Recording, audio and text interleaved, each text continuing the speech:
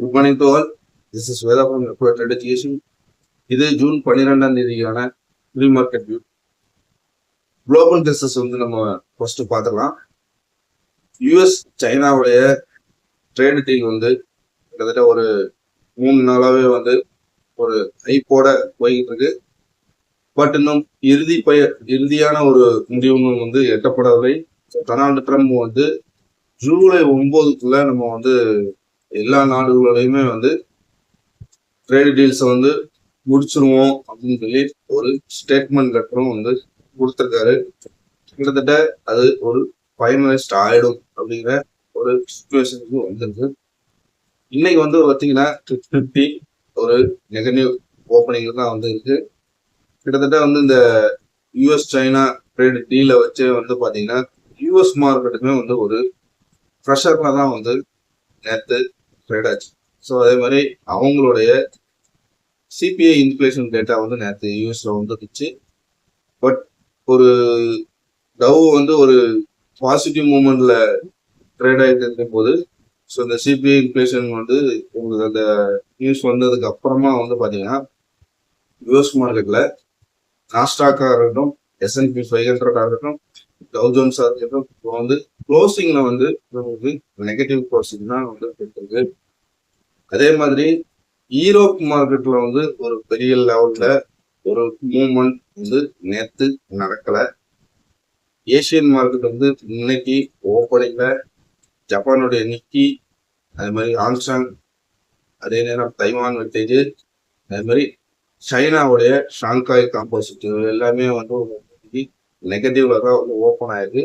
கிட்டத்தட்ட Japan market வந்து ஒரு 180 பாயிண்ட்ஸ் வந்து டவுன்ல தான் வந்து ட்ரேட் ஆயிருக்கு.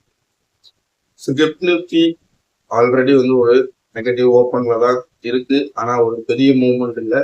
25 to 15 பாயிண்ட்ஸ் வந்து மைனஸ்ல ட்ரேட் ஆயிட்டு இருக்கு.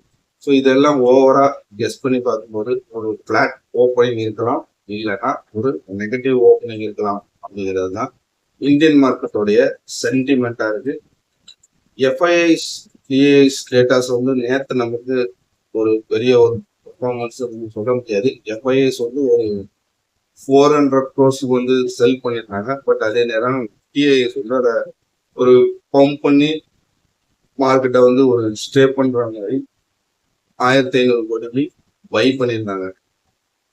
பட் ஓவரால் வந்து ஓஐ டேட்டா செஸ் வந்து நம்ம பார்க்கும்போது இன்னைக்கு வந்து நமக்கு வந்து எக்ஸ்பைரி டே.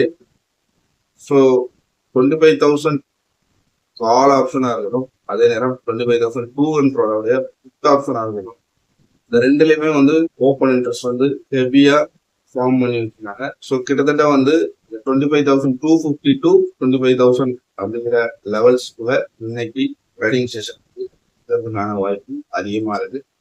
ஸோ எக்ஸ்பைரி இன்னைக்கு வந்து ஒரு பெரிய ஒரு மூமெண்டம்ல ஆப்ஷன் பையர்ஸுக்கு வந்து ஒரு பெரிய லெவல்ல இருக்காது.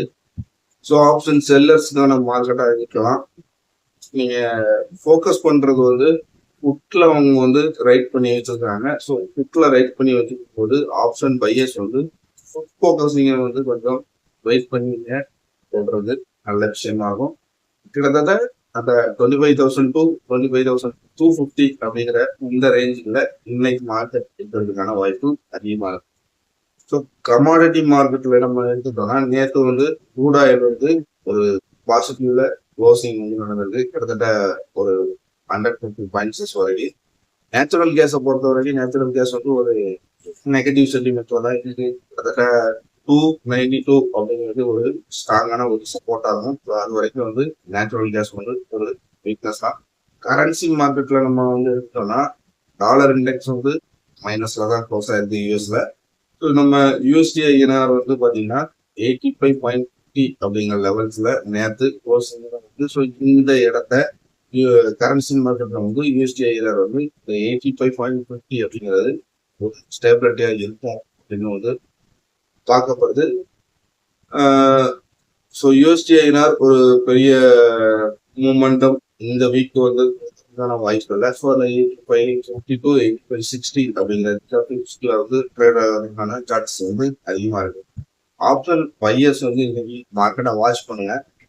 ஒரு ட்ரேடிங் ஆப்பர்ச்சுனிட்டி நமக்கு அமைஞ்சா மட்டும் இன்னைக்கு ட்ரேடுங்க, இல்லைன்னா எக்ஸ்பைரி ட்ரேட் வந்து தவிர்க்கிறது ஒரு பெட்டர் சாய்ஸ் ஆகும்.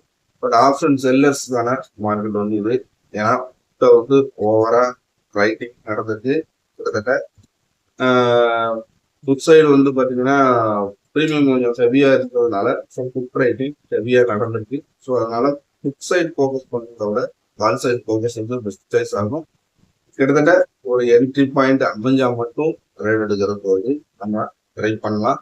இந்த வீடியோ உங்களுக்கு பிடிச்சிருக்கும்னு நினைக்கிறேன். சேனல் லைக் பண்ணுங்க, சேனலை சப்ஸ்கிரைப் பண்ணுங்க. Thanks for the watch.